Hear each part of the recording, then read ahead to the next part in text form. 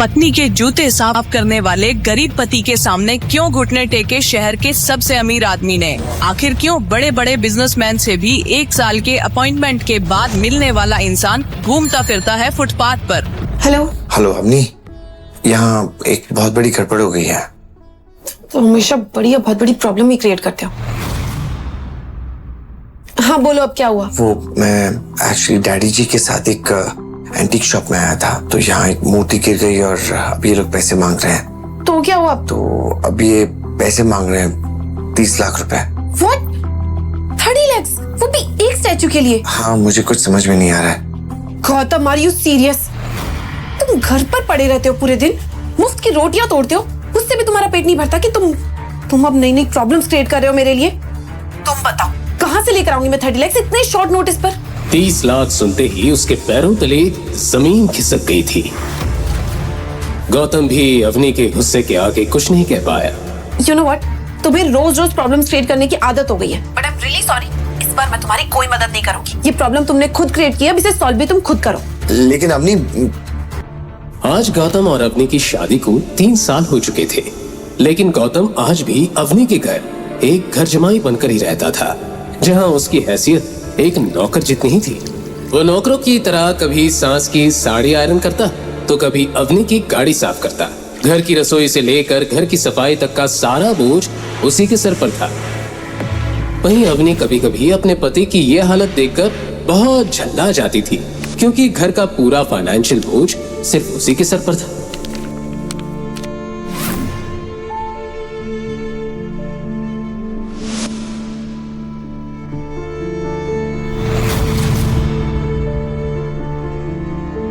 लेकिन अम्मी, ये स्टैचू पापा के हाथ से टूटा है, इसमें मेरी क्या गलती है? मुझे समझाने का मौका तो दिया होता, बिना मेरी बात सुने फोन काट दिया तुमने।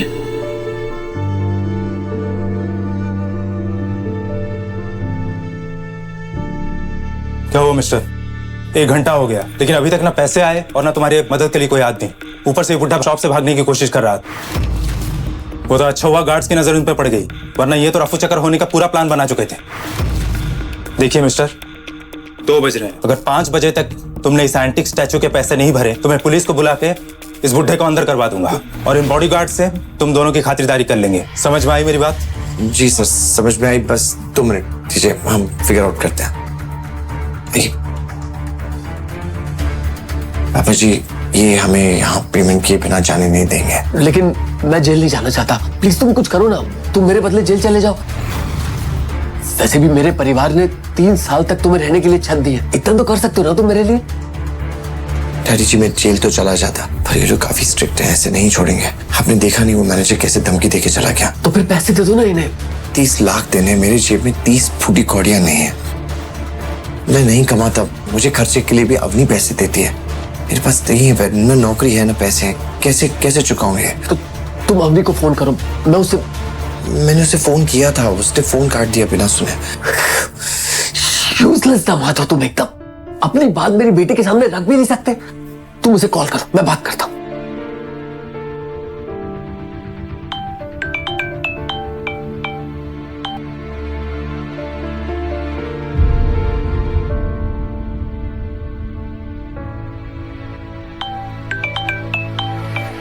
Gautam, are you mad? मैंने कहा ना, मुझे काम के टाइम डिस्टर्ब मत किया करो। अब दोबारा कॉल किया ना तो। बेटा, मैं डैडी बोल रहा हूँ। डैड? हाँ बेटा, मुझे तुम्हारी मदद की जरूरत है। मुझसे एक स्टैचू टूट गया और ये लोग पैसे मांग रहे हैं। नहीं दिया तो मुझे जेल भेज देंगे, ऐसा बोल रहे हैं लोग। पर डैड, आपको क्यों?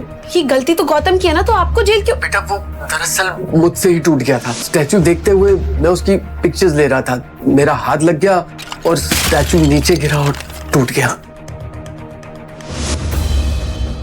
डैड, आप ऑलरेडी जानते हैं कि गौतम ने घर पे कितनी प्रॉब्लम्स क्रिएट कर रखी है, और आप भी मेरी लाइफ में नई नई प्रॉब्लम्स लेकर आ रहे हैं। लेकिन बेटा, ठीक है, अब बताइए आप कहाँ पर है, मैं मॉम को लेकर आती हूँ। बेटा, एंटीक शॉप पर है, Madhav Nagar. Okay, wait there, मैं अभी आ रही हूँ। अवनी के सामने बहुत बड़ी मुसीबत खड़ी थी, जिससे निकलना उसके लिए आसान नहीं था। दरअसल अवनी के पिता अनिल सिंह जोधपुर के अमीर परिवारों में से एक थे, लेकिन अनिल की मां गायत्री देवी हमेशा से ही गौतम और अवनी की शादी के खिलाफ थी। 3 साल पहले अवनी के दादाजी हिम्मत अग्रवाल गौतम से पुष्कर में टकराए थे और गौतम को पहचानते ही उन्होंने अपनी फेवरेट पोती अवनी के लिए उसे पसंद कर लिया।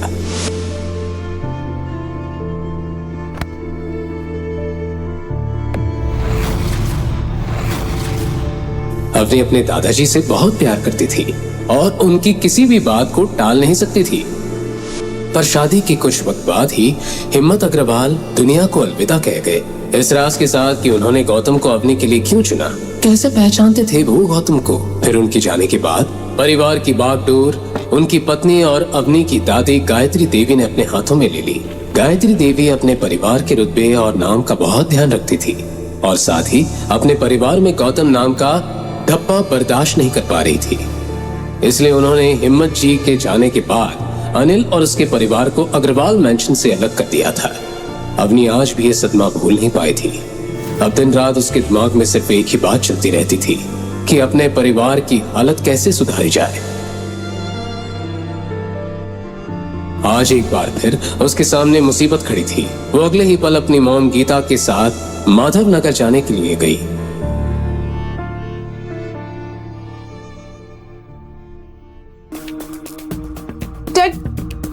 अब ठीक तो है ना? ये सब हुआ कैसे? अब दोनों इतनी महंगी दुकान में कर क्या रहे थे? वो एक्चुअली हम लोग यहाँ से गुजर रहे थे तो डैडी जी को यहाँ पे ये सब देखने का मन किया, इसलिए हम अंदर आ गए। और फिर एज यूजुअल तुम ये काम भी ढंग से नहीं कर पाए। और अगर इनका स्टैचू देखने का इतना मन था ना तो तुम संभाल लेते ना। लेकिन मम्मी जी मैं इसमें क्या कर सकता था? मैंने तो डैडी जी को बोला पर उन्होंने कहा और तुमने मान लिया। तुम कब से इतने आज्ञाकारी बन गए? मॉम, ये सारी बातें तो हम बाद में भी कर सकते हैं ना। अभी के लिए जो इम्पोर्टेंट है हमें उसके बारे में सोचना चाहिए। ये 30 लाख रुपए आएंगे कहाँ से? इसी बात पर गुस्सा आ रहा है। एक तो ससुर जी हमारे लिए प्रॉपर्टी कुछ भी नहीं छोड़ गए और ये पनौती हमारे नसीब में बांध गए। मॉम, क्या मॉम? तो इस स्टैचू के लिए मैं अपना घर और अपनी कार बेच दूं और सड़क पे आ जाऊं? और वैसे भी इसे बेचने से भी इतने पैसे नहीं आने। सभी प्रॉब्लम का हल ढूंढने के लिए सोच में पड़ गए। टाइम निकलता जा रहा था। वहीं दूसरी तरफ मैनेजर की नजर बराबर अनिल पर ही थी। उसने पैसे मिलने की उम्मीद छोड़ दी थी और कमिश्नर साहब को इन्फॉर्म कर दिया और 3 घंटे पूरे होने का वेट करने लगा। डैड, मैं दादी सर से मदद मांग कर देखूं? उनके जितने भी पैसे होंगे ना मैं धीरे धीरे करके लौटा दूंगी। पर अवनी, दादी सर तुम्हारी मदद नहीं करेगी और तुम्हें पता है इसकी वजह क्या है। पर मॉम, एक बार बात करने में हर्ज ही क्या है? मैं कॉल करती हूँ। अवनी ने अगले ही पल अपनी दादी गीता देवी को कॉल लगा दिया, पर उसे यही डर सता रहा था कि गीता देवी उसका फोन उठाएगी कि नहीं। हाँ दादी सा, मैं अरे तुम्हारा नंबर मेरे पास है, बोलो क्या काम है? गीता देवी बड़े ध्यान से उसकी बात सुन रही थी। हाँ ठीक है, मैं तुम्हें पैसे दे दूंगी, लेकिन इसके बदले में तुम्हें मेरी एक शर्त माननी पड़ेगी। शर्त? कैसी शर्त? हमारी फैमिली जल्द ही जोधपुर के सबसे बड़ी कंपनी चैरियट ग्रुप के साथ मिलकर काम करने जा रही है। अगर आज भी तुम्हारी आंखों में मेरे लिए कोई इज्जत है या मुझे अपनी दादी मानती हो तो अभी के अभी तुम गौतम को तलाक दे दो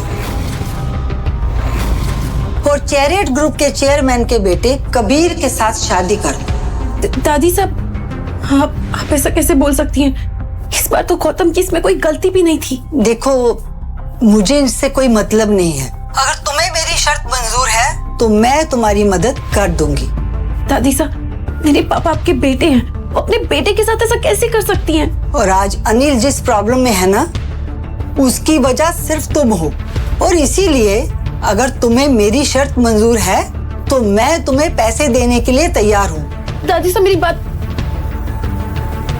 अवनी को अब सामने कोई रास्ता नजर नहीं आ रहा था। अवनी प्लीज डोंट वरी, मैं कुछ करता हूँ। अब क्या करोगे तुम? इतनी बड़ी रकम बाहर जाके भीख मांग के लाओगे क्या? अवनी, तुम मेरी बात सुनो। तुम आज के आज इस आदमी से तलाक ले लो। ये तेरी लाइफ से आउट तो फिर दादी सा हमें अपने घर में एंट्री दे देगी।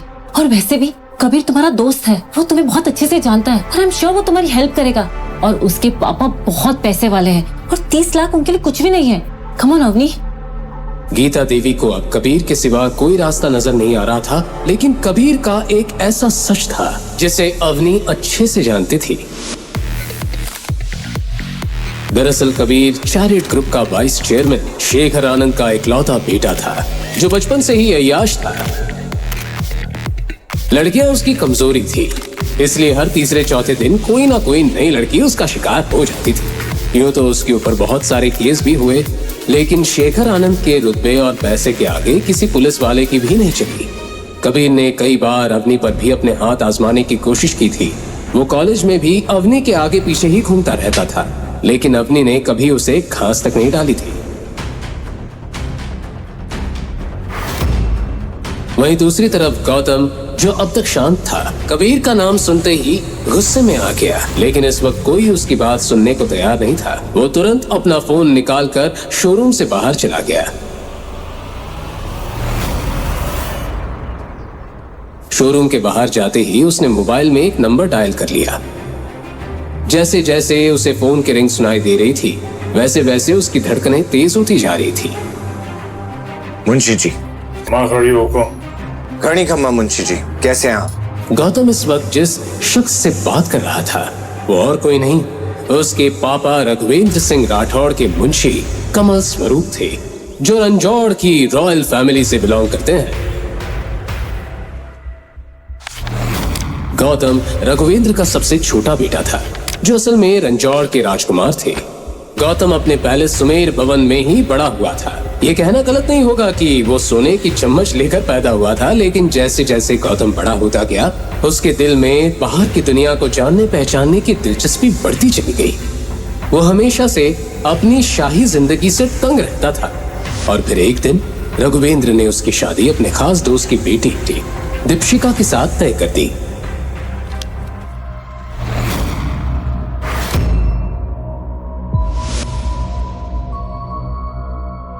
हालांकि दीपशिका गौतम की बचपन की दोस्त थी। वो उससे प्यार नहीं करता था, पर उसकी फैमिली कुछ सुनना नहीं चाहती थी। इसलिए जिस दिन शादी तय हुई, गौतम सजे हुए मंडप को सूना छोड़कर भाग निकला।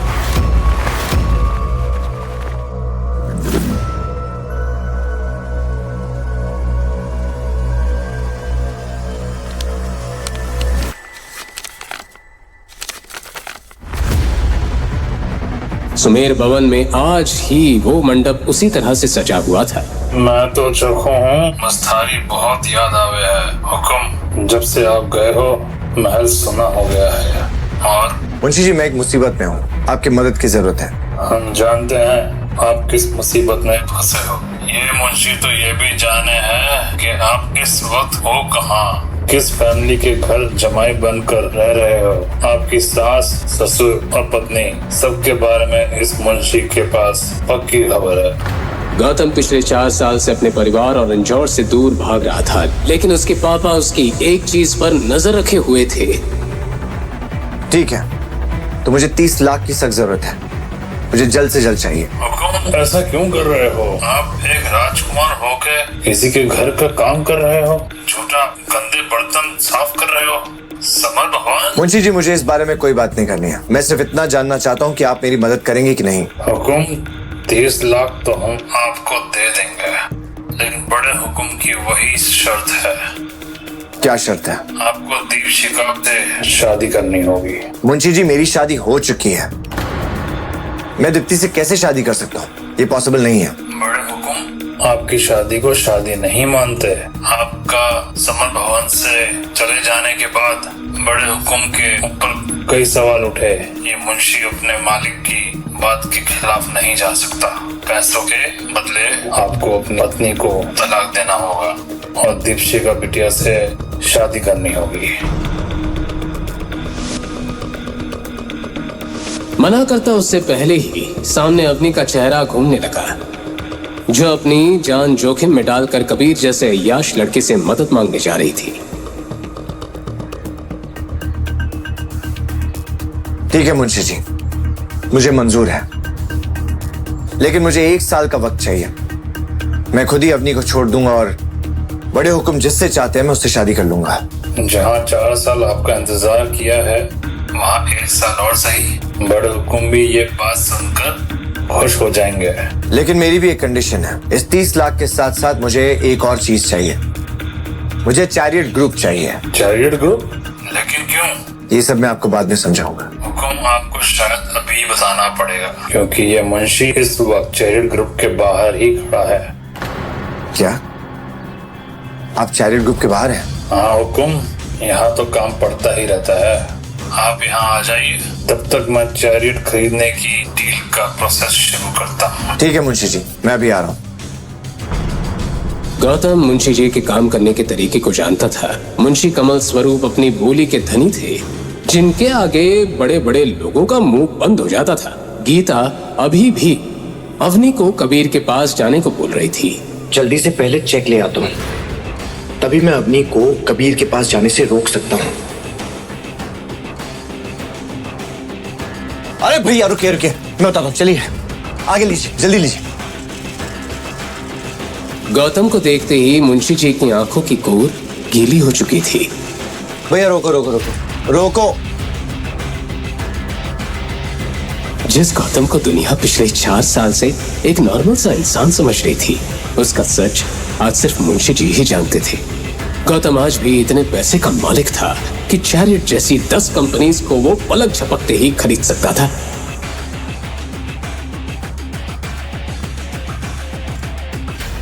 मुंशी जी, कंपनी खरीदने की फॉर्मेलिटीज हो गई? आपके फोन आते ही मैंने सारी फॉर्मेलिटीज पूरी कर दी, बस आपके साइन करने की देरी है।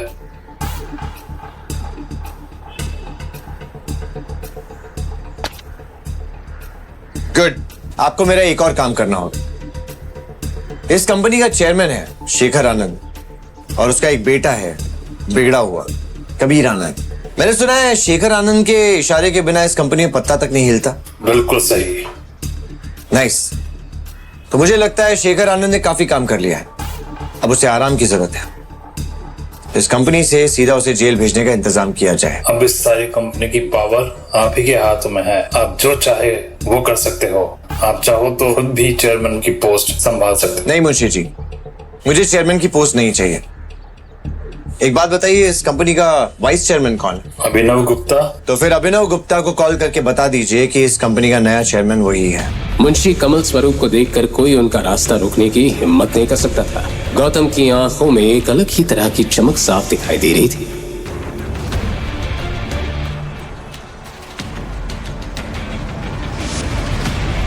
लेकिन वही दूसरी तरफ अवनी की टेंशन बढ़ती जा रही थी। उसके सामने कबीर से मदद मांगने के सिवा कोई रास्ता नहीं था। इधर गौतम और मुंशी जी को ऑफिस के अंदर देखते ही एक 32 साल की औरत ने उन्हें केबिन के बाहर रोक दिया। तुम दोनों अंदर कैसे आ गए, वो भी बिना किसी से पूछे? यह औरत शेखर आनंद की पर्सनल सेक्रेटरी शालिनी थी, जो मुंशी जी की पहचान से वाकिफ नहीं थी। मैं यहाँ के चेयरमैन मिस्टर गुप्ता से मिलने आया हूँ। मिस्टर अभिनव गुप्ता इस कंपनी के वाइस चेयरमैन हैं, और वो तुम जैसे सेल्समैन से बिना अपॉइंटमेंट के नहीं मिलते हैं। तो अब यहाँ से निकलो, वरना मैं सिक्योरिटी बुलाऊं। सिक्योरिटी। गौतम के फोन पर अवनी का फोन आने लगा। इससे पहले कि वो फोन उठाकर जवाब देता, उसका मोबाइल लो बैटरी के कारण स्विच ऑफ हो गया। तुम जानती भी हो किससे बात कर रही हो? ये जोधपुर के मुंशी जी, मुझे लेट हो रहा है, गुप्ता जी को बुलाइए प्लीज। हेलो। अभिनव गुप्ता मुंशी जी को अच्छे से जानता था। वो अपने काम छोड़कर तुरंत अपने केबिन से बाहर आ गया। देखो, मैं तुम दोनों को लास्ट वार्निंग दे रही हूँ। मिस कामिनी, ये तरीका है आपका गेट से बात करने का? सॉरी सर, लेकिन शट अप। तुम्हें पता है ना, तुम्हारी इस बदतमीजी की वजह से तुम्हें इस कंपनी से निकाला जा सकता है।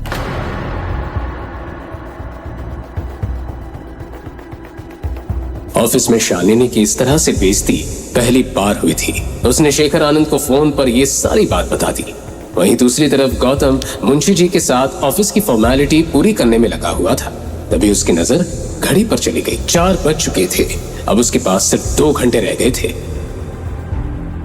वो जैसे ही डॉक्यूमेंट साइन कर ऑफिस से बाहर जाने लगा, उसे बाहर एक आदमी दिखाई दिया, जिसकी आंखों में गुस्सा भरा था। ये सब यहाँ क्या हो रहा है? पर अभिनव, तुम्हारी इतनी हिम्मत कि तुम अपने आप को चेयरमैन कराने लगे और शालिनी को फायर कर दिया।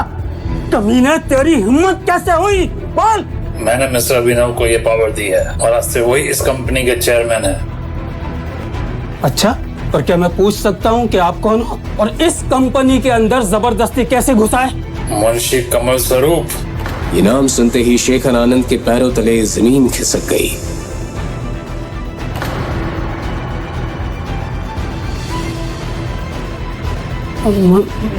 मिस्टर कमल, आपने मुझे पहले नहीं बताया। आप मुझे पहले इन्फॉर्म कर देते तो हाँ, एक काम करते हैं, आप मेरे केबिन में चलिए, वहां चल के बात करते हैं। हाँ? मिस्टर आनंद, बातचीत का वक्त निकल चुका है। इस कंपनी के आड़ में आप क्या काले धंधे चला रहे हैं हमें अच्छे से पता है।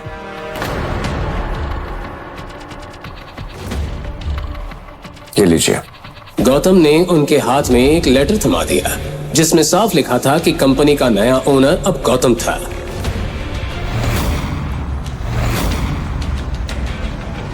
मुंशी जी, मिस्टर गुप्ता आपसे बात करनी है, आइए। वहीं केबिन के अंदर आते ही गौतम ने अपने घड़ी में टाइम देखा। वक्त निकलने के साथ ही उसके दिल में अवनी और उसकी फैमिली के लिए चिंता बढ़ती जा रही थी। मिस्टर अभिनव, आज से आप इस कंपनी के चेयरमैन हैं। इस कंपनी के सारे फैसले आप ही लेंगे। मैं पूरी ऑनेस्टी के साथ काम करूंगा सर, आपको शिकायत का मौका नहीं दूंगा। गुड। और शेखर आनंद और कबीर आनंद का सारे कच्चा चिट्ठा मुझे चाहिए। उन्होंने बहुत लड़कियों की जिंदगी बर्बाद की है। उनके जेल जाने का वक्त आ गया है। आप टेंशन मत लीजिए सर, मेरे पास उनके खिलाफ बहुत सारे सबूत हैं मेरे लॉकर में। मुझे पता था इनके खिलाफ कोई ना कोई आवाज जरूर उठाएगा। मुझे इसी दिन का इंतजार था सर। आज मैं आपको सारे सबूत दे दूंगा सर। नाइस। मुंशी जी, जी हुकुम। मुझे देर हो रही है, मेरा चेक दे दीजिए।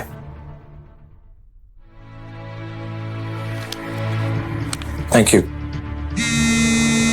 मुंशी जी के फोन पर बाहर खड़े बॉडीगार्ड का कॉल आ गया। फोन उठाते ही मुंशी जी हैरानी से गौतम को देखने लगे। आखिर कैसे सुलझाएगा गौतम ये सारी गुत्थी? क्या होंगे इन सारे सवालों के जवाब? हुकुम। अवनी अभी अभी कबीर आनंद के कमरे में गई है।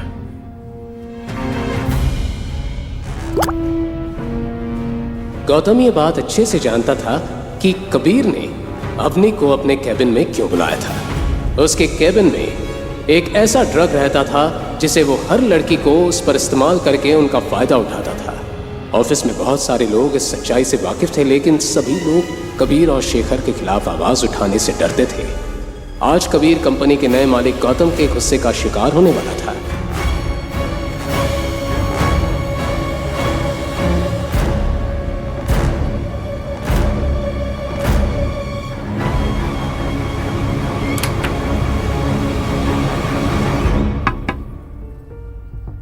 कम इन।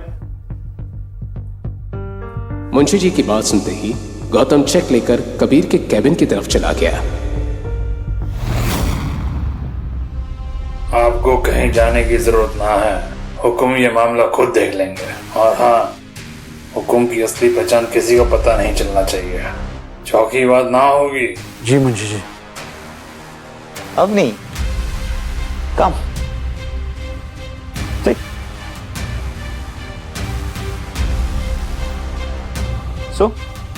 कैसे आना हो?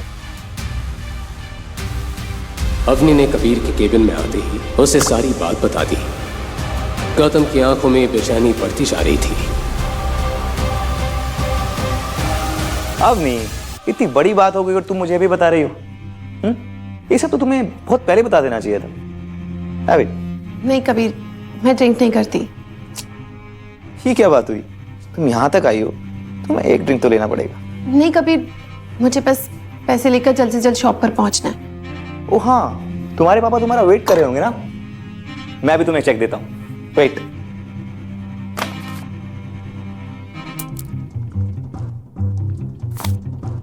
और तुम ड्रिंक नहीं करोगी तो मुझे बहुत बुरा लगेगा। थैंक्स कबीर, पर मैं ड्रिंक नहीं कर सकती। हाँ, मैं तुम्हारे पैसे जितना जल्दी हो सके ना वापस कर दूंगी। मुझे पैसों की परवाह नहीं।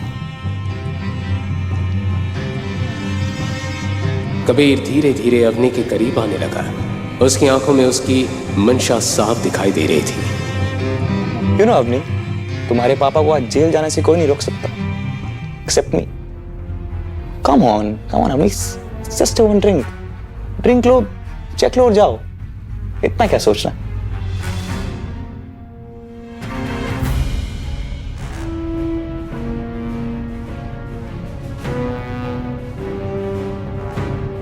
कभी ड्रिंक करने के बाद वो तुम पक्का मुझे चेक दे दोगे ना? ऑफ कोर्स, पैसा मेरे लिए इतनी बड़ी बात नहीं है।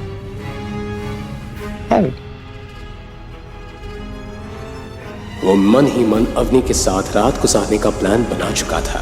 अवनी के सामने अब कोई रास्ता नहीं था, लेकिन ग्लास अपने होठों के आगे बढ़ने से पहले ही उसे दरवाजे की जोरदार आवाज सुनाई दी। अवनी के हाथ में ड्रिंक का ग्लास देखते ही गौतम गुस्से में कबीर को देखने लगा। कौन है बे तू? अंदर कैसे आया? गौतम, तुम यहाँ क्या कर रहे हो? मैं अगर यहाँ नहीं पहुंचता तो ये तुम्हारे साथ न जाने क्या कर रहा होता। गौतम, तुम ऐसा सोच भी कैसे सकते हो? मैं यहाँ कबीर से मदद मांगने के लिए आई हूँ। तुम नहीं जानती कितना गिरा हुआ इंसान है ओ हेलो, बहुत हुआ तेरा। तुझे पता है तुम इससे बात कर रहा है? मेरी तो कबीर, ये मेरे हस्बैंड है। तो यही है वो घर जमाई। अवनी, इससे कहो अभी के अभी मेरे पैरों में गिरकर माफी मांगे, नहीं तो आज यहां से जिंदा बचकर नहीं जाएगा। और अवनी, ये चेक तो तुम भूल ही जाओ।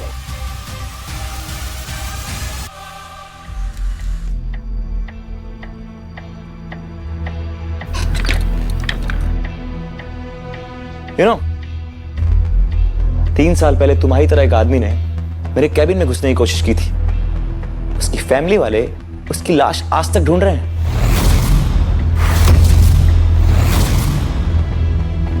गौतम, प्लीज कबीर से माफी मांग लो ना। इससे माफी मांगो?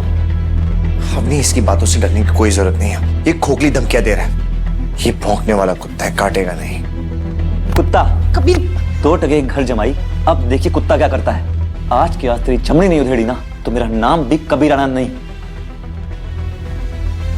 गौतम।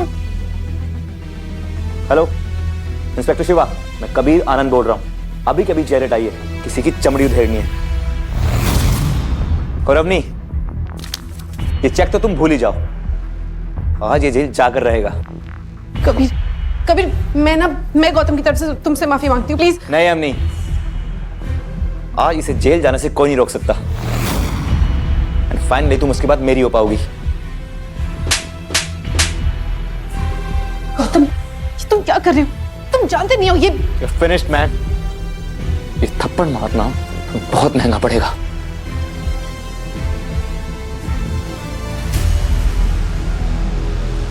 डैड, इस कुत्ते ने आपके बेटे को थप्पड़ मारने की कोशिश की है। अपने पापा को इस हालत में देखकर कबीर की आंखें फटी की फटी रह गई। इससे पहले कि उसे ये बात समझ में आती, तो हवलदारों ने उसे पकड़कर हथकड़ी पहना दी और घुटनों के बल जमीन पर गिरा दिया। इंस्पेक्टर, तुम्हारा दिमाग खराब हो गया क्या? मिस्टर कबीर आनंद, मैं तुम्हें और तुम्हारे बाप को लोगों को लूटने और उनके साथ फ्रॉड करने और बहुत सी लड़कियों की जिंदगी बर्बाद करने के जुर्म में गिरफ्तार करता हूँ। डैडी, ये क्या बकवास कर रहा है? शेखर आनंद के मुरझाए हुए चेहरे ने सारी सिचुएशन बयां कर दी थी। अवनी को अब तक कुछ समझ नहीं आ रहा था। इंस्पेक्टर साहब, इसने मेरी पत्नी को ये ड्रिंक पिलाने की कोशिश की और इसमें कुछ ड्रग्स भी डाले। प्लीज चेक कर लीजिए। ये बात सुनते ही इंस्पेक्टर अपना रुमाल निकालकर ड्रिंक चेक करने लगा। उसने थोड़ी ड्रिंक अपने रुमाल में डाल दी, लेकिन कुछ ही देर बाद जब रुमाल का रंग सुर्ख नीला पड़ने लगा तो सभी हक्के बक्के रह गए। आपने सही कहा मिस्टर गौतम, इस ड्रिंक के अंदर ट्रायाजोलम नाम का एक ड्रग है जो बेहद ही खतरनाक है। हवलदार, एविडेंस के साथ ले चलो दोनों बाप बेटे को। जेल की हवा खाएंगे तो दोनों का दिमाग ठिकाने आ जाएगा। तुम ऐसे नहीं कर सकते, मुझे अभी कभी कमिश्नर से बात करनी है। ड्रिंक में ड्रग की बात सुनकर अवनी के पैरों तले जमीन हिल गई थी। आज कबीर के काले चिट्ठों का टाइम पूरा हो चुका था।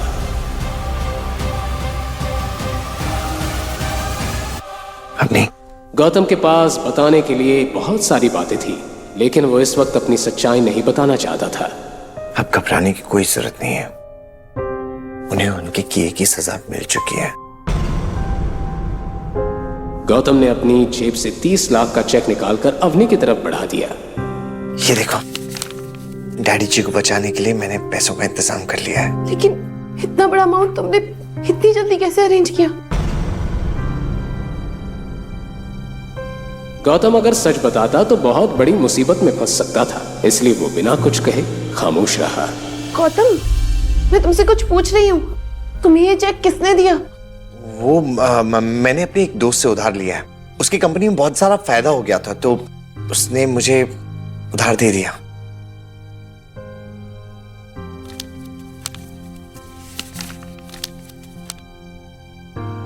अवनी हैरानी से उस चेक को देख रही थी। हम ये पैसे आराम से वापस कर सकते हैं, उसे पैसों की जल्दी नहीं है।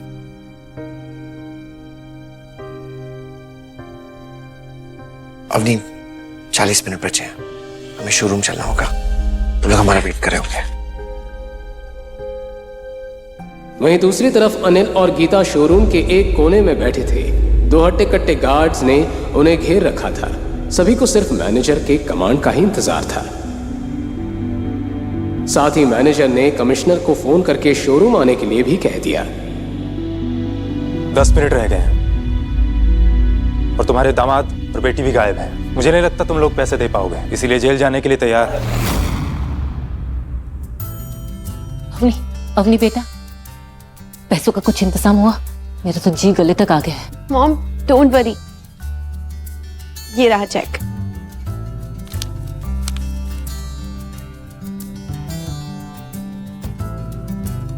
देखा, मैंने कहा था ना, कबीर हमारी मदद जरूर करेगा। बहुत ही अच्छा बच्चा है वो, पूरा सोने का खरा है। ये तुम्हारे गौतम जैसा नहीं है। देखो गौतम, दिखाई दे रहा है ये चेक? ये तुम्हारे औकात से बाहर की बात है।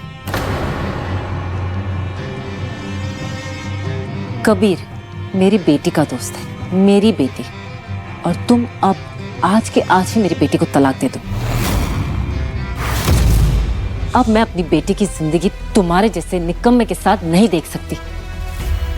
क्या क्या ख्वाब देखे थे मैंने अपनी बेटी के लिए, और तुम जैसा भूत हमारे पल्ले पड़ गया है। मॉम, अरे तुम जैसा आप सोच रही है वैसा कुछ भी नहीं है। दरअसल वो... तू चुप ही रहे, तुझे सही और गलत दिखना ही बंद हो गया है। ये आदमी तेरे पल्लू से बंध गया है, तू उसे छोड़ क्यों नहीं देती है? कबीर का नाम सुनकर अवनी को ड्रिंक वाली बात याद आ गई। मॉम, ये पैसे मुझे गौतम ने दिए हैं, कबीर ने नहीं।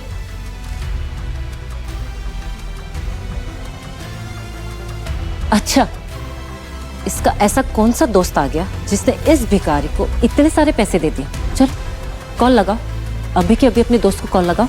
गौतम हड़बड़ाकर अपने आसपास देखने लगा। वहीं गीता लगातार शक भरी निगाहों से उसे देख रही थी। क्या गौतम पैसों का सच बता पाएगा? क्या कबीर गौतम से बदला लेगा? करो अपने दोस्त को फोन। दरअसल मेरा दोस्त ट्रैवल कर रहा है, उसके असिस्टेंट ने मुझे चेक दिया। आप लोग ये अपना फैमिली ड्रामा घर जाके कर लेना, मुझे चेक दे दीजिए। हाँ,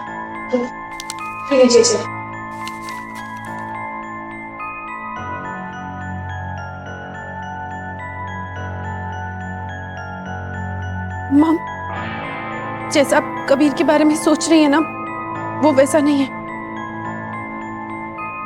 कबीर ने पैसों के बदले मेरे साथ जबरदस्ती करने की कोशिश की, और अगर गौतम बस सही वक्त पर नहीं आते ना, तो वो अपने प्लान में कामयाब भी हो जाता। बेटा, बेटा ठीक तो है। गीता को अपने कानों पर यकीन नहीं हो रहा था। तुम्हें तो कुछ नहीं हुआ ना बेटा? No, Dad. I'm fine now. तो यही सबसे बड़ी सोचने वाली बात है कि गौतम ये पैसे लाया कहां से। खैर, मुझे इन सबसे कोई मतलब नहीं है। जिंदगी में पहली बार इसने कोई ढंग का काम किया है। अरे खाक ढंग का काम किया, पता नहीं कहां से मांग के लाया होगा। हमें सबके पैसे चुकाने होंगे ना।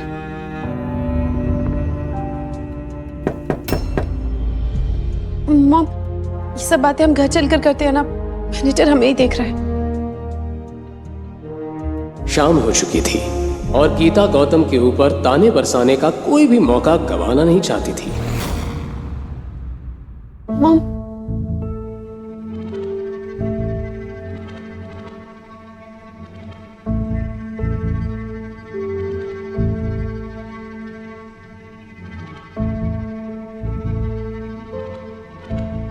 यहाँ खड़े मत रहो, मेरे लिए चाय ले आओ।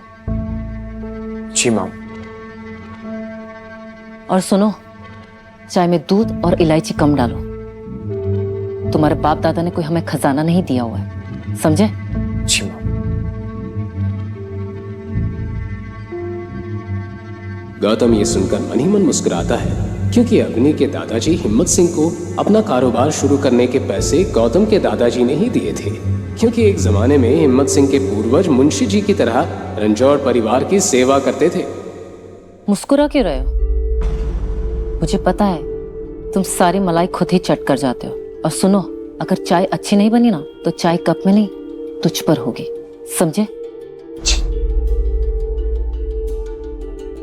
Thank you Avani for money you give. लेकिन ये पैसों का क्या करना है? ये गौतम जहां से भी लाया है वापस तो देने ही होंगे ना। अभी तो यही मानो कि गले में फंदा लटका हुआ है।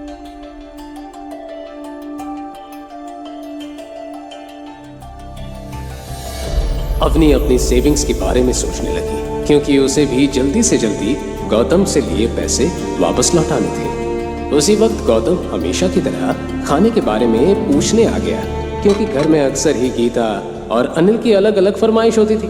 मॉम, अभी के लिए हमारी जितनी भी सेविंग्स है हम वो दे देते हैं, बाकी के पैसे मैं धीरे धीरे गौतम को लौटा दूंगी। ठीक है, पहले इससे भी तो पूछो कि इसका अमीर दोस्त बाद में हमसे बाकी के पैसे ले लेगा कि नहीं, क्योंकि सेविंग्स के तो सिर्फ 5 लाख है। कहीं वो मना कर दे तो? नहीं मॉम, उसे पैसों की फिलहाल कोई जल्दी नहीं है। तो फिर ठीक है, हम बाद में ही दे देंगे।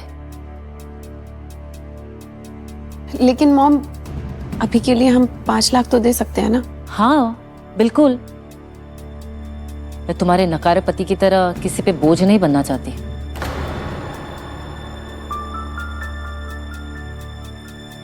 अच्छा गौतम, जब तुम पैसे रिटर्न करोगे ना अपने फ्रेंड को, तो मेरी तरफ से थैंक यू बोलना। उन्होंने हमारी बहुत बड़ी हेल्प की है।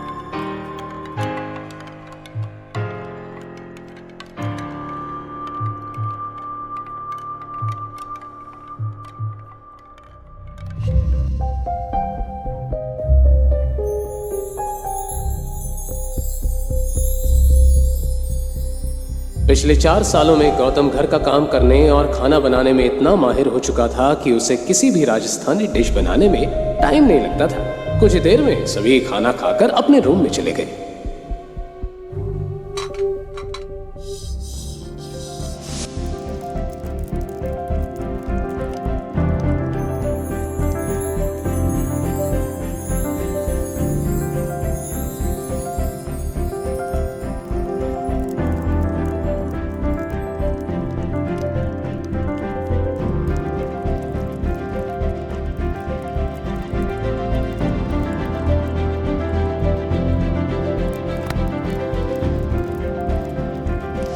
लेकिन गौतम का काम खत्म नहीं हुआ था।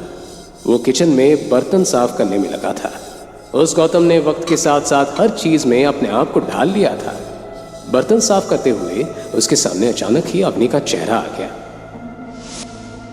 आज पहली बार उसने अवनी की आंखों में खुद के लिए इज्जत देखी थी। वो मन ही मन मुस्कुराता हुआ इस बात के बारे में सोच रहा था कि तभी उसके मोबाइल की रिंग बजने लगी। सॉरी सर, मैंने आपको डिस्टर्ब किया। दरअसल अपॉइंटमेंट लेटर पे आपकी साइन चाहिए थी। कल कब फ्री है सर आप? मैं कल सुबह ऑफिस आ जाऊंगा। Okay sir. इतनी रात को तुम फोन पे किससे बात कर रहे थे? मैं वो क्रेडिट कार्ड वालों का बहुत फोन आने लग गया आजकल। किसी भी टाइम पे फोन करते, बहुत परेशान कर रखा है। मैं परेशान हो गया हूँ इन लोगों से।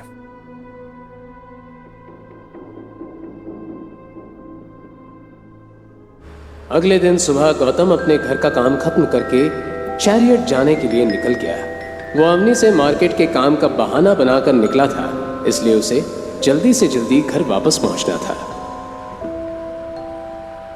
Good morning sir. मैंने सारे सीनियर एग्जीक्यूटिव्स को इन्फॉर्म करके मीटिंग के लिए बुला लिया है सर। आप कब तक पहुंच रहे हैं सर? मिस्टर गुप्ता, आपने किससे पूछकर ये मीटिंग रखी है? मैं नहीं चाहता कि मेरी असलियत किसी के भी सामने आए। Please cancel the meeting. I am sorry sir, मैं मीटिंग कैंसिल कर देता हूँ। आप टेंशन मत लीजिए, आपके बारे में किसी को पता नहीं चलेगा। गुड, मैं आपको आपकी कैबिन में मिलता हूँ।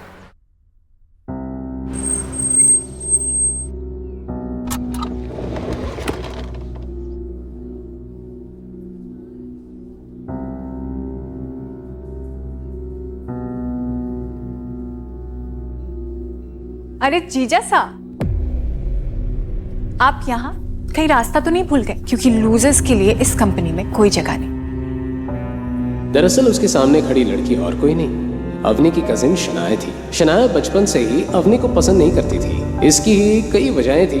अवनी का दिमाग बचपन से ही बहुत तेज था, वो दिखने में बहुत सुंदर थी। अवनी की शादी गौतम जैसे लूजर से होने के बाद शनाया सबसे ज्यादा खुश हुई थी। एक मिनट, आज शनाया की शादी शहर के सबसे अमीर आदमी रघुवीर पंडित के इकलौते बेटे सिद्धार्थ पंडित से होने वाली थी। रघुवीर पंडित भी चैरियट के साथ मिलकर काम करता था। चैरियट की ही बदौलत उसका जोधपुर में बहुत दबदबा था, और इसी दबदबे और नाम को देखकर अवनी की दादी गायत्री देवी ने अपनी पोती की शादी सिद्धार्थ पंडित के साथ तय कर दी।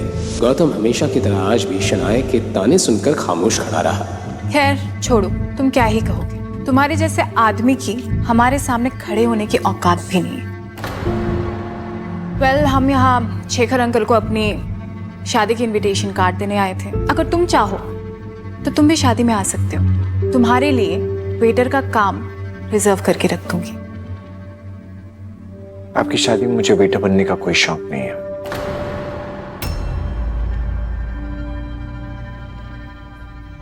गौतम के सिंपल से कपड़ों को देखकर सिद्धार्थ मन ही मन हंस रहा था, लेकिन वो इस बात से बेखबर था कि इन सिंपल कपड़ों के पीछे चैरियट का मालिक खड़ा था। अच्छा, तो ये है गौतम द घर जमाई। बहुत सुना है तुम्हारे बारे में। तुम वही हो ना जो अपनी पत्नी के टुकड़ों पर पलते हो? आज फाइनली दर्शन हो ही गया। वैसे फॉर योर काइंड इन्फॉर्मेशन, इस बिल्डिंग में ना तुम्हारे जैसे लूजर्स की जगह नहीं है। तो तुम मैं एक्चुअली यहाँ पे जॉब मांगने आया था। नौकरी? सीरियसली? यहाँ झाड़ू पोछे के लिए कोई वैकेंसी नहीं है। शनाया, लगता है ये गार्ड के जॉब के लिए आए हैं। All the best. जीजा साहब, अवनी की कमाई से घर के खर्चे पूरे नहीं होते ना। वैसे नौकरी लगने के चांसेस कम लग रहे हैं। एक काम कर, ये ले, रख ले, काम आएगा। ये तो वक्त ही बताएगा कि ये किसके काम आने वाला है। इसे संभाल के रखना, बहुत जल्द तुम्हारे काम आने वाला है। क्या कहा तुमने? तुम्हारी हिम्मत कैसी हुई मेरे से ऐसे बात करने की? इसके बाद जो कुछ भी कहना, जो कुछ भी करना, सोच समझ के करना, समझे तुम? क्या क्या कर लेगा बे तू? बोल, क्या करेगा? बेबी छोड़ो ना, किस लोफर के मुंह लग रहे हो तुम। हम जिस काम के लिए आए थे वो काम पूरा कर लेते हैं। वैसे भी इस आदमी के पास कोई काम धंधा तो है नहीं।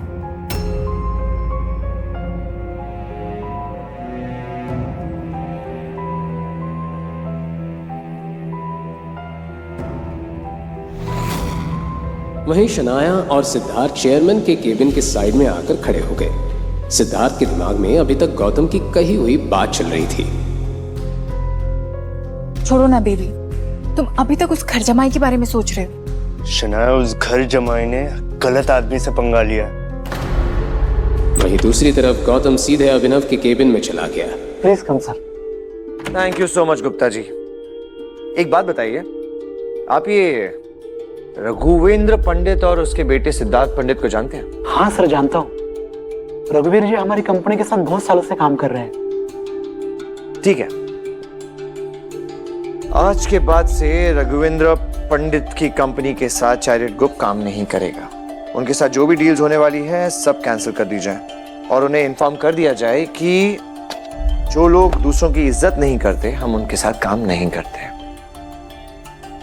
क्योंकि काम जो होता है वो औकात देखकर नहीं, हालात देखकर दिया जाता है।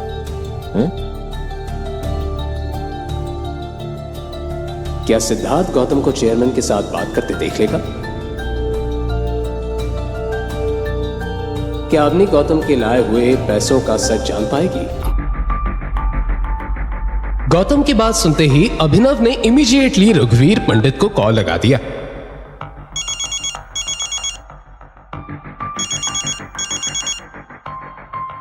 हेलो हेलो मिस्टर रघुवीर, मैं अभिनव गुप्ता, चैरिट ग्रुप का न्यू चेयरमैन बोल रहा हूँ। Yes mister Gupta. आपके लिए एक बुरी खबर है। आज से चैरिट ग्रुप आपके साथ मिलकर काम नहीं करेगा। हमारे और आपके बीच जितनी भी डील साइन हुई थी, मैं अभी के अभी कैंसिल करता हूं। डॉक्यूमेंट आपके ऑफिस तक पहुंच जाएंगे। और हाँ, एक बात ध्यान से सुनो, चैरिट ग्रुप झाड़ू पोछा लगाने वालों के साथ कभी काम नहीं करता। वहीं दूसरी तरफ सिद्धार्थ और शनाया चेयरमैन से मिलने का वेट कर रहे थे। ऑफिस के अंदर आते ही उन्हें पता लग गया था कि चैरियट का चेयरमैन अब अभिनव गुप्ता बन गया है। इस बात से सिद्धार्थ को हैरानी तो हुई, लेकिन वो अभिनव से मिलकर बात करना चाहता था। और कितनी देर वेट करना होगा? अरे बुलाइए चेयरमैन सर को। मेरा नाम सिद्धार्थ पंडित है, वो जानते ही होंगे मेरे बारे में। Yes sir. Okay sir, okay. Abhinav से बात करने के बाद देखते ही देखते उसने सिक्योरिटी को कॉल कर दिया।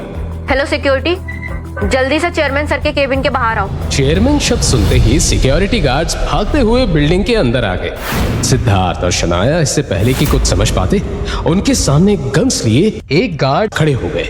हेलो, तुम्हारा दिमाग खराब है?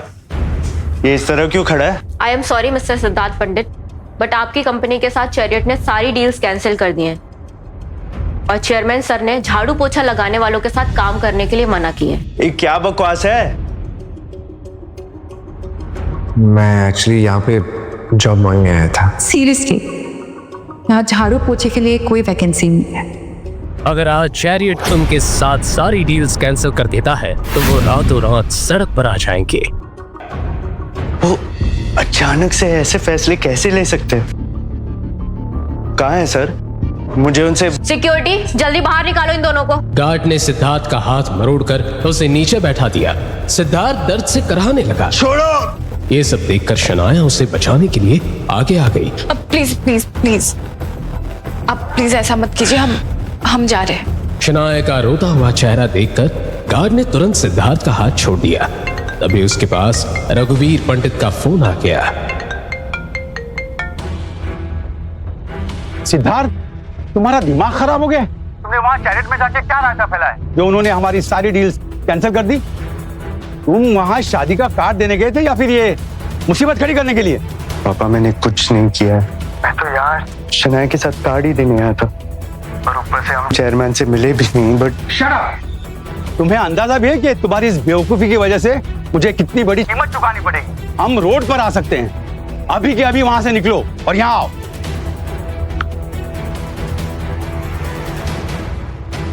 चलिए सर, बाहर चलिए।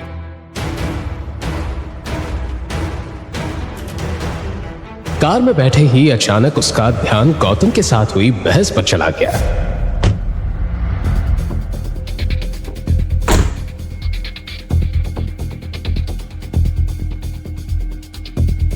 शनाया, मुझे लगता है ये सब उस गौतम का किया धरा। क्या क्या कर सकता है? कि औकात चैरियट पे काम करने की भी। लेकिन उसके मन में कहीं ना कहीं शक का बीज पैदा हो चुका था। इसके पीछे जो भी गड़बड़ है, ये मुझे पता करना ही होगा। सिद्धार्थ को सबक सिखाकर गौतम मन ही मन बहुत अच्छा फील कर रहा था।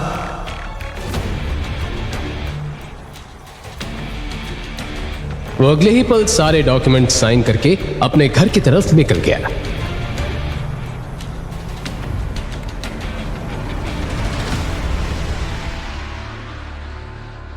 लेकिन घर पहुंचते ही उसका खिलखिलाता हुआ चेहरा एक ही पल में मुरझा गया हॉल के सोफे पर अवनी की दादी गायत्री देवी बैठी थी।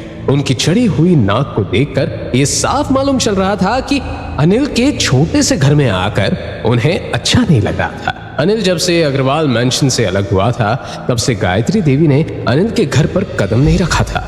आज अचानक उससे सोफे पर बैठे देख गौतम के मन में ढेर सारे सवाल चलने लगे। वो अगले ही पल गायत्री देवी के पैर छूने के लिए आगे आ गया। गौतम को देखते ही गायत्री देवी ने अपना मुंह घुमा लिया, क्योंकि गौतम उन्हें फूटी आंख भी पसंद नहीं था। एक अजीब सी खामोशी हॉल में छाई हुई थी। मासा चाय। गायत्री देवी बिना कप को हाथ में लिए उसे सूंघने लगी। इतनी पतली चाय? लगता है सारी दूध की मलाई तुम चट कर जाती हो। अब चाय पतली और तुम मोटी होती जा रही हो। डस्टबिन में फेंको इसको। जैसे गीता गौतम को ताने कसने का एक भी मौका नहीं छोड़ती, वैसे ही गायत्री देवी गीता को जलील करती है। सुनो तुम सब, मैं यहाँ शनाया की शादी का कार्ड देने आई हूँ। वैसे तो मैं नहीं चाहती थी कि तुम लोग शादी में आओ,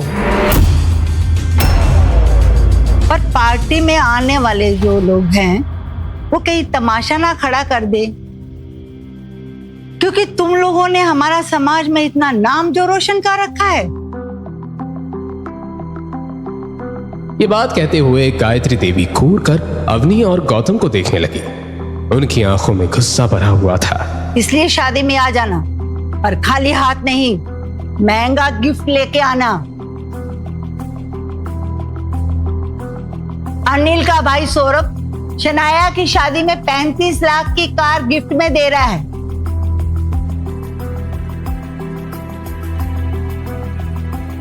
अब इतनी महंगी कार तो देने की तुम्हारी औकात नहीं है,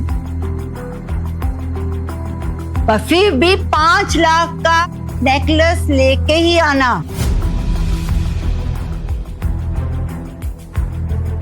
ये बात सुनते ही अवनी के पैरों तले जमीन खिसक गई, क्योंकि परिवार की सेविंग्स का सारा पैसा उसने गौतम के दोस्त को दे दिया था। नहीं दादी साहब, 5 लाख बहुत ज्यादा है, इतना महंगा गिफ्ट हम नहीं ला पाएंगे। हाँ मासा, देखिए ना, फैमिली की कोई सेविंग्स भी नहीं है और इतना महंगा गिफ्ट। तुम किडनी बेचो या घर, मैं कुछ नहीं जानती, पर गिफ्ट 5 लाख का तो होना ही चाहिए। गायत्री देवी की गुस्से भरी आवाज सुनकर सभी एक दूसरे की शक्ल देखने लगे। अपनी बात खत्म करके गायत्री देवी गुस्से में घर से बाहर निकल गई।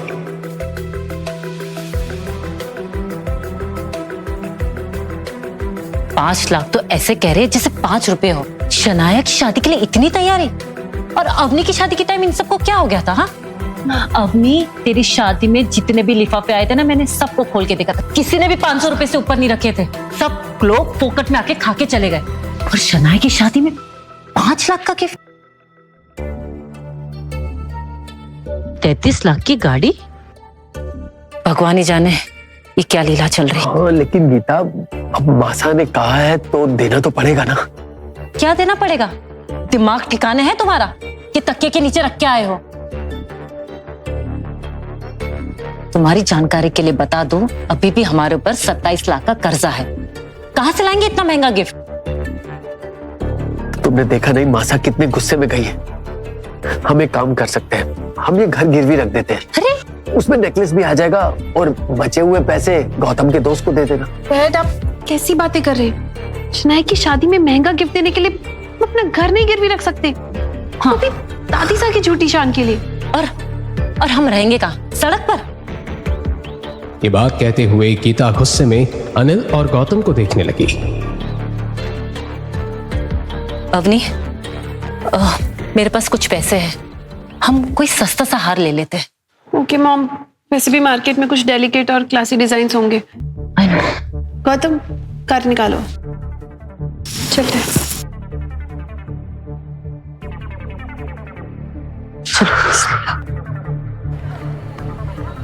कुछ ही देर में सब जोधपुर के ओल्ड मार्केट की तरफ निकल गए। ओल्ड मार्केट की एक बड़ी सी ज्वेलरी शॉप के बाहर आकर गौतम ने कार रोक दी।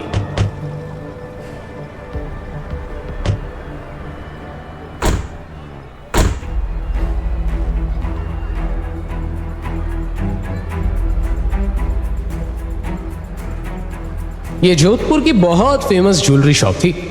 अवनी को अपने बजट का ध्यान आ गया, जो शायद ना के बराबर ही था। लेकिन कुछ देर सोचने के बाद सभी लोग एक शॉप के अंदर चले गए।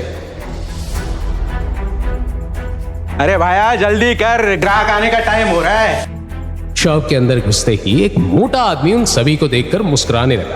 अरे खम्मा गणी, आओ आओ, बताइए क्या दिखाऊं? जी हमें नेकलेस और कुछ इयररिंग्स देखने हैं। हाँ ये लियो। देखो जी, एकदम चोखो डिजाइन। पसंद नहीं आयु? एक मिनट जी।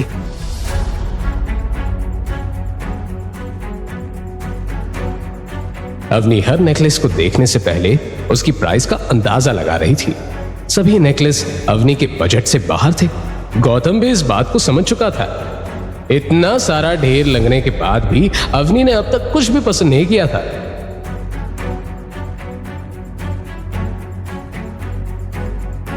ये देखकर शॉप ओनर बुरी तरह से झल्ला गया। साथ ही गौतम और अवनी के इशारे में बात करता देख उसे लगा कहीं ये फ्रॉड तो नहीं है। उसने अगले ही पल बाहर खड़े गार्ड्स को इशारा कर दिया और गार्ड्स तुरंत अंदर आ गए।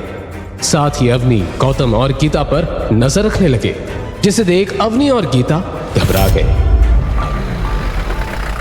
अजी अब मैं थारे सामने इतना महंगा महंगा डिजाइन को ढेर लगा दियो। अब इनमें से भी आपको कोई पसंद कोई ना आ रही हो तो मैंने बता दो। ऐसी कोई बात नहीं है, हमें पसंद आ रहा है। लेकिन के भाई जी, मैं झूठ नहीं बोल रही हो। दुकान वाले बहुत सारे ग्राहक आवे हैं, लेकिन मैं कदे काउंटर से उठकर किसी को गहना ना दिखाऊं। हमारे दुकान का सेल्समैन ही दिखावे है।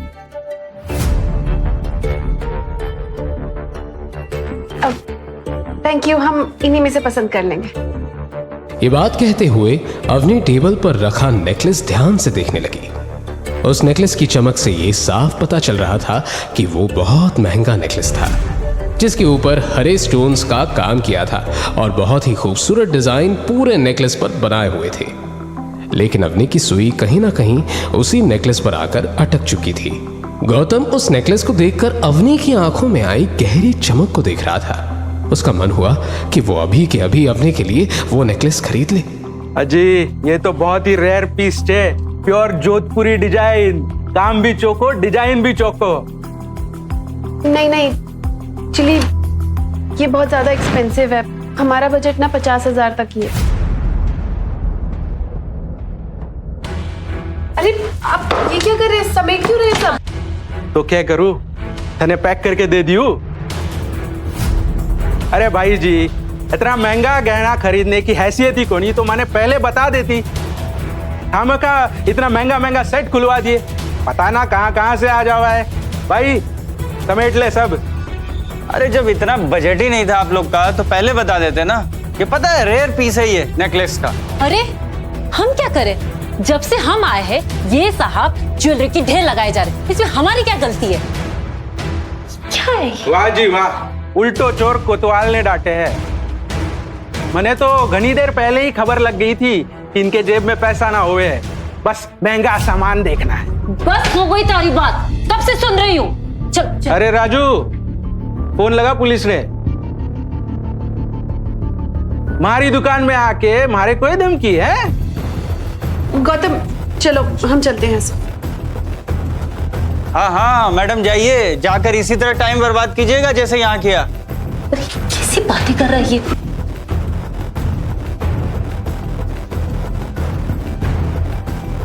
अरे सर, इन लोगों का डेली का नाटक है। मैंने कल भी इनको एंटिक मार्केट में देखा था, वहां भी ये तोड़फोड़ कर रहे थे और पैसे देने की बारी आई तो वहीं से रफू चक्कर हो गए। तो ये लोग वही हैं? ओह, अब समझ में आया मुझको। जब बीबी को कुछ खरीदवा नहीं सकते तो बस महंगा महंगा नेकलेस देखना है और फिर से उसे चोरी करने का इरादा भी रखना है। वाह। देखते ही देखते बात बढ़ने लगी। ये देखकर अवनी का गला सूख गया। सामने खड़े सेल्समैन अब उसकी बात सुनने को भी तैयार नहीं थे। तुमसे किसने कहा कि मेरी खरीदने की औकात नहीं है? गौतम के मुंह से निकली आवाज ने सभी को हिला दिया था।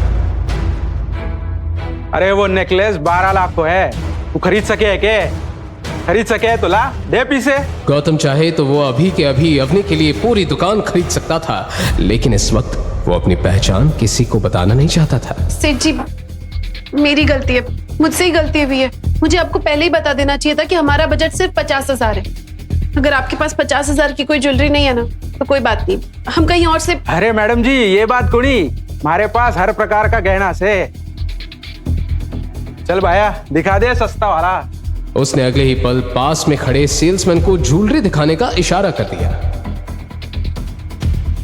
अवनी ने अपना मन मारकर कुछ ही देर में एक सिंपल सा नेकलेस पसंद कर लिया, जिसकी कीमत 60,000 थी।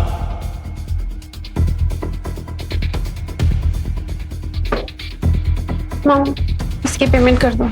अवनी नेकलेस पैक करवाकर गीता को देखने लगी। पूरा मूड खराब कर दिया उस मनोज गौतम की वजह से। सीना फुला के इतने बड़े शॉप में लेके आए, जैसे तो उसकी जेब में पैसे हो। ये लो। गीता ने तुरंत अपने पर्स से पैसे निकालकर कैश काउंटर में जमा करवा दिए। ये लो, दे दे भाई। और शॉप से बाहर निकल गई। अनिल और अवनी भी उसके पीछे नेकलेस का बैग लेकर बाहर निकल गए, लेकिन गौतम अभी तक वहीं खड़ा शॉप ओनर को गुस्से में देख रहा था। क्या हो गया भाया, गई तेरी बींदड़ी? जब जेब में पैसा ना होए ना, तो आदमी को हवा में नहीं उड़ना चाहिए, हैं? ये बात सुनते ही गौतम गेट से बाहर निकल गया, लेकिन उसके गुस्से का गुबार अभी तक खत्म नहीं हुआ था। बाहर पहुंचते ही उसने देखा अवनी कार के बाहर उसका वेट कर रही थी। सर, चाबी। आप लोग चलिए, मैं आता हूं। अब और क्या बाकी रह गया है तुम्हारा? अंदर इतनी बेइज्जती करा कि तुम्हारा पेट नहीं भरा है क्या? तुम ही ले गए थे ना हमें इस महंगी शॉप में, अब पता नहीं और क्या नया। Mom, please.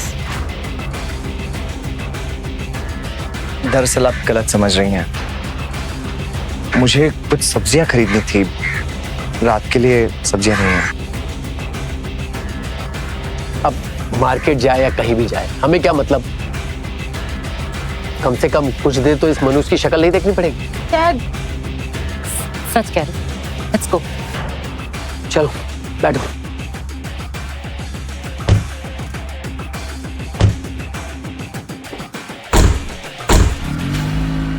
गौतम वहीं खड़ा उन्हें जाते हुए देख रहा था।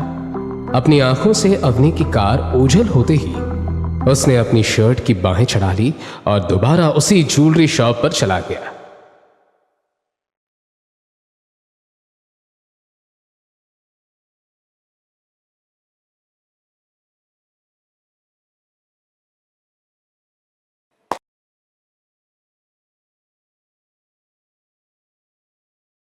सर, अभी बहुत सारे कस्टमर हैं, प्लीज आप बाद में आइए।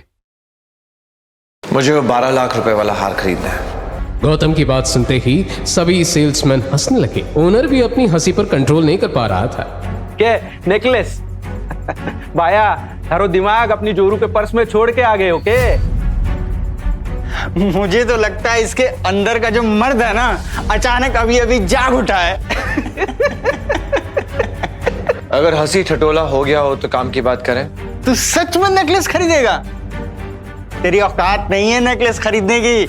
मेरी औकात क्या है तुम ये सोच भी नहीं सकते। फिलहाल मैं यहाँ सिर्फ एक कस्टमर बन के आया। ए, बहुत हो गई इसकी चेचे। सिक्योरिटी, उठा के बाहर फेंक दो इसे। अब तू जाएगा सीधे पुलिस स्टेशन। ये जो शॉप है ना, इस पूरे मार्केट का बहुत नामी शॉप है। अगर एक भी आवाज दी ना मैंने, तो लोग इतने इकट्ठे हो जाएंगे और तेरे साथ क्या क्या करेंगे मैं बता भी नहीं सकता हूँ। सबसे पहले तुझे यहाँ के लोग मारेंगे और फिर पुलिस स्टेशन में तुझे ले जाके पुलिस मारेगी। ये बात सुनते ही गौतम ने अपना मोबाइल निकाल लिया।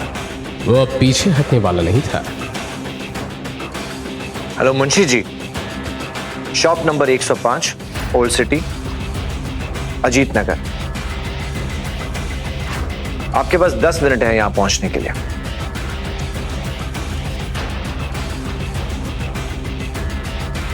किसको फोन किया था? कोई सुरमा को किया था क्या, कि जो आएगा और तुझे बचा के लेके जाएगा? वो तुझे अगले 10 मिनट में पता चल जाएगा। सेल्समैन का चेहरा गुस्से से लाल हो चुका था। उसी वक्त आसपास के लोगों ने मौका देखते ही गौतम के ऊपर ताने बरसाना शुरू कर दिया। इस देश में गरीबी का प्रॉब्लम नहीं है, प्रॉब्लम है इन जैसे गुंडों का। देखो तो सही, इतना जलील होने के बाद भी सामने खड़ा है। अरे इन लोग की जाति कुछ ऐसी होती है, चोरों चक्कों को क्या फर्क पड़ता है। देखो तो सही कैसे खड़ा है सीना तान के। शॉप के हर कोने में खुसर पुसर शुरू हो चुकी थी। वहीं कुछ लोगों को 10 मिनट बाद होने वाली तमाशे का इंतजार था। लेकिन तभी शॉप के बाहर एक के बाद एक बहुत सारी महंगी कारें आकर खड़ी हो गई। कारों के रुकते ही उनमें से हट्टे कट्टे बॉडीगार्ड्स हाथों में गन्स लिए शॉप के बाहर खड़े हो गए। उसी वक्त एक कार से मुंशी जी बाहर निकलकर शॉप को ध्यान से देखने लगे। मुंशी जी को शॉप में आते ही गौतम सामने खड़ा दिखाई दिया। सभी बॉडीगार्ड्स ने पूरी शॉप को अब चारों तरफ से घेर लिया था। मुंशी जी के आते ही शॉप के अंदर लोगों की कानाफूसी शुरू हो गई। हम अगर नहीं, आप इस छोटी सी दुकान में क्या करें? मुंशी जी, इस इंसान को मेरी औकात देखनी। ये कहते ही गौतम सामने खड़ा सेल्समैन की आंखों में आंखें डालकर देखने लगा। इतने सारे बॉडीगार्ड्स देखकर सेल्समैन का गला सूख गया और दिल की धड़कनें तेज हो गई। क्या गौतम अपनी सच्चाई बताएगा? आखिर क्या होने वाला था अब शॉप पर? क्या होंगे इन सारे सवालों के जवाब? आगे की कहानी जानने के लिए देखिए अगला एपिसोड सिर्फ पॉकेट एफएम के यूट्यूब चैनल पर और रॉयल वारिस के सारे एपिसोड्स को सुनने के लिए डिस्क्रिप्शन में दी लिंक से डाउनलोड करें पॉकेट एफएम ऐप।